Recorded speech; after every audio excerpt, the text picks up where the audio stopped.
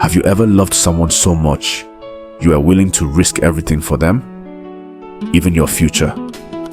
Stay with me, because this story is about two students who crossed the line during an exam and found themselves tangled in love, scandal, and heartbreak. And before we begin, don't forget to hit that subscribe button, give this video a like, and share your thoughts in the comments. Would you take the risk for love, or would you walk away?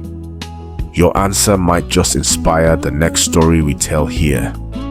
It began in East London, at a university where Yoruba students often found themselves sticking together.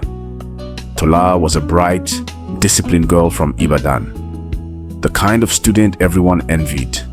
She was the first to arrive at lectures, the last to leave the library, always with her notes highlighted and her books neatly stacked. Her parents had sacrificed everything to send her to London, reminding her every week on the phone, "We are counting on you. Don't disappoint us." And then there was Dapo, tall, charming, but a little careless. He was Yoruba too, from Lagos, but he didn't carry the same weight of pressure. He loved music, spent hours in the studio, and only crammed the night before exams. His laughter filled the student union. His jokes distracted people in class. And yet, when he and Tola first locked eyes during a tutorial, something clicked. It started with shared glances, then study sessions in the library, then coffee breaks that lasted longer than planned. Soon, they weren't just classmates. They were inseparable. Nights on the phone, stolen kisses in the quiet corners of the campus, long walks along Stratford High Street, where they dreamed about a life after graduation. But love has a way of testing you. The semester exams were brutal. For Tola, passing was survival. For Dapo, failing meant expulsion. His grades had already been slipping, and this was his last chance. He sat in his room one night, staring at his books, knowing he wasn't ready. When he confessed his fear to Tola, she froze. "You'll pass," she whispered, though she didn't believe it herself. "What if I don't?" he said, his voice cracking. "What if they send me back to Lagos? What if I lose everything?" And in that moment, something dangerous formed in her mind. The morning of the exam hall scandal, the air was heavy with tension. Rows of students filed in, pens clicking, invigilators pacing like soldiers. Tola sat near the front, her hijab pinned neatly, her spared paper hidden under her sleeve. Dapo sat 2 rows behind, his eyes darting nervously. At first, everything was normal.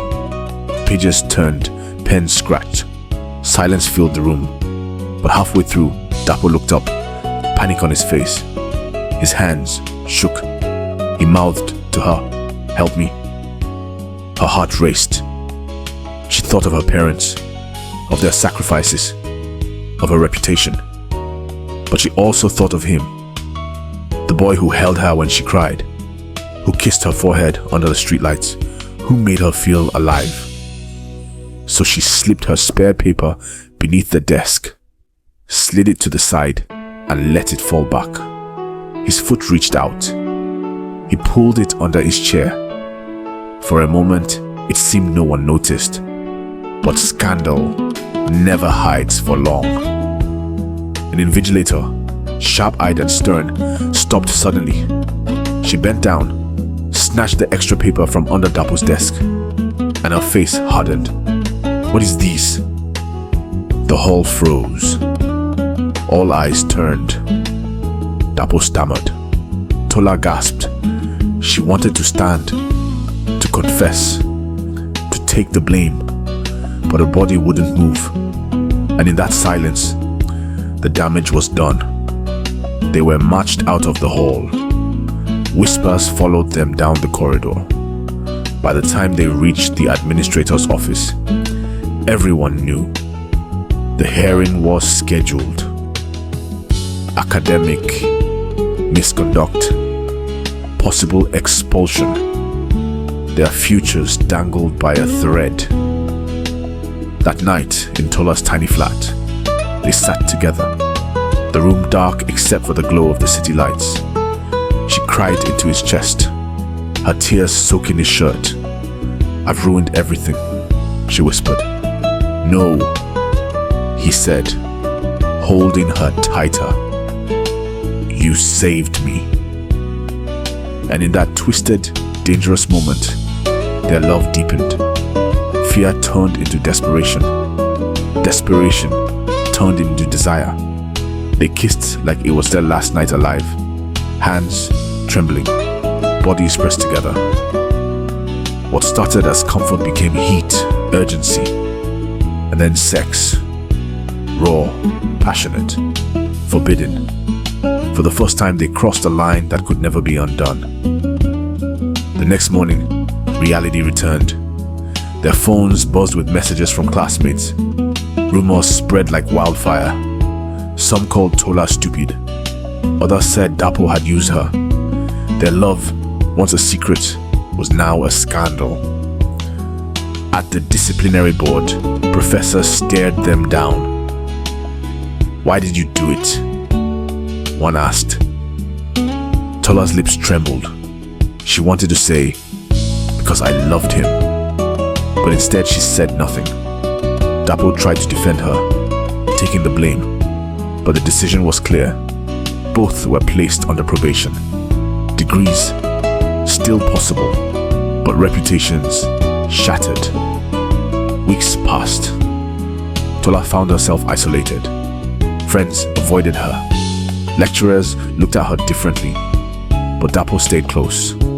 He walked her to class, held her hand in public, refused to let her drown in shame.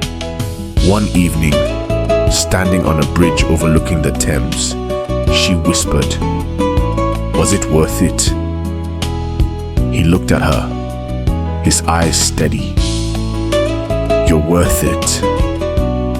She wanted to believe him, but deep inside, doubt lingered.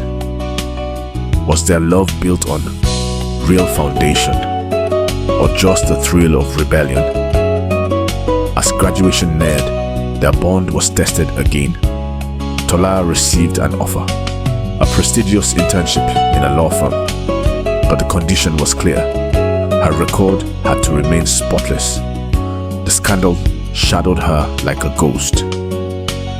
Meanwhile, Dapo had thrown himself into music, pouring their story into lyrics. Late nights in the studio, his songs raw and aching. The night before results were released, they lay together one last time. Bodies close, breaths shallow. She whispered, "If this is the end, promise me you'll remember me." "I could never forget you," he said. The next morning, she checked her portal. She had passed. Against all odds, she still had a future. But when she looked for him on campus, he was gone. Later, she found out he had returned to Lagos, chasing music full-time.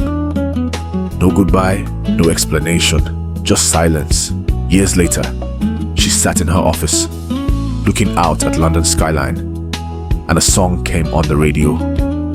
His song about a girl who risked it all for him. Her chest tightened. She smiled through tears, because some scandals ruin you, but some become the stories that keep you alive.